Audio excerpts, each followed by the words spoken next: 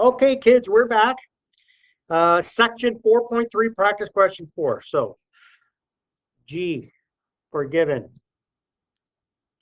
going to draw a diagram here.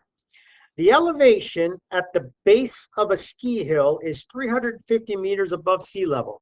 So look, here's the hill, right? There's the base of the hill, and here's the sea.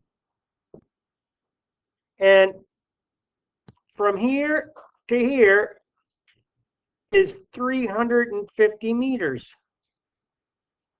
A ski lift raises a skier total mass 72 kilograms. So here's my skier. There's a skier. And the mass of the skier, 72 kilograms, including equipment, to the top of the hill. If the skier's gravitational potential energy relative to the base of the hill is now 9.2 times 10 to the 5 joules. So the skier gets lifted up to here. Now, when the skier is right there, they have a gravitational potential energy of 9.2 times 10 to the 5 joules.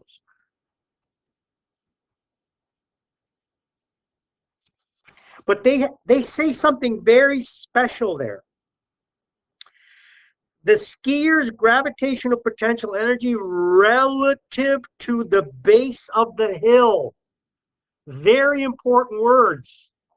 So what they're telling you is, this is the gravitational potential energy if we assume that the base of the hill is where gravitational potential energy would be 0 joules and where therefore the height would be 0. So that's what those words mean. I'm going to repeat the words. Gravitational potential energy, look at that word, it's screaming at us. Relative to the base of the hill. So when you see that word relative, you have to figure out where is the 0 height. They tell us the base of the hill. So what is the elevation at the top of the hill? So what they want us to calculate is, if this is the 0 height,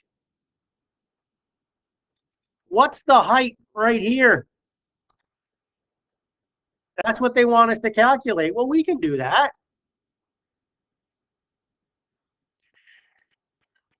So required height analysis. We're going to use this equation right here, that the gravitational potential energy of an object is equal to its mass.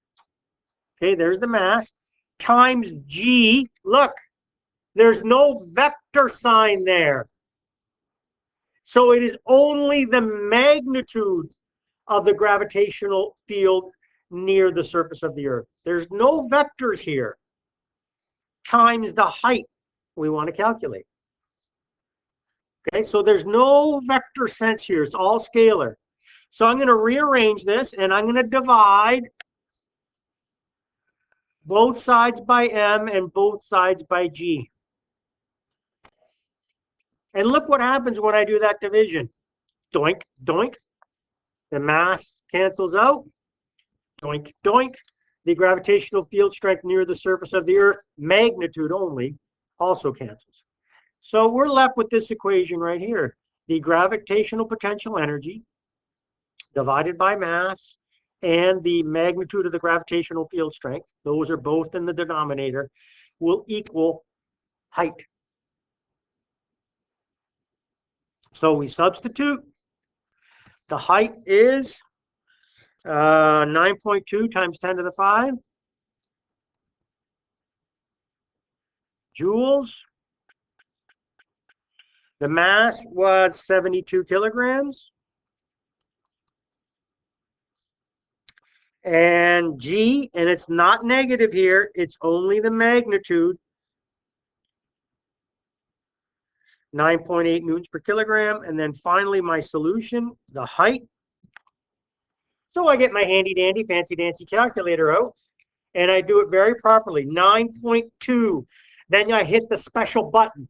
It's either EXP or EE, looks like that on your calculator. So 9.2 EXP for me, 5.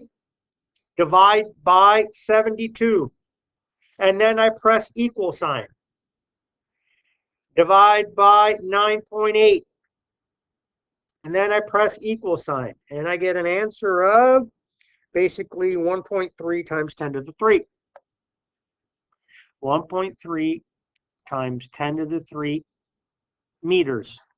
Okay? Then what you would have to do is, that's the height from the base of the hill. They want to know the height from sea level.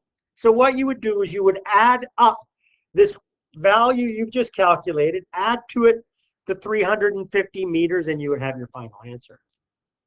Because they want to know height relative to the sea. Is this helping you? Okay, there you have it, kids. Enjoy.